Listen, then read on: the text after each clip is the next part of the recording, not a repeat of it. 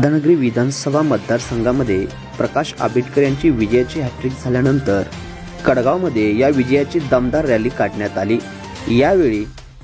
यावेळी जिल्हा नियोजन समिती सदस्य बाबा नांदेकर, बाजार समिती सदस्य संदीप वरंडेकर, कडगावचे अजितराव देसाई, दिगंबर पोद्दार, राजेंद्र देसाई, भाजपचे बाजीराव देसाई, शशिकांत पाटील, रामराव देसाई, शहाजी देसाई, के.पी. जाधव, गणेश देसाई, दत्तात्रय भेंडवडेकर, सत्यजित वितुर्लेकर यांसह पश्चिम बुद्रुकमधील हजारो संख्येने कार्यकर्ते उपस्थित होते।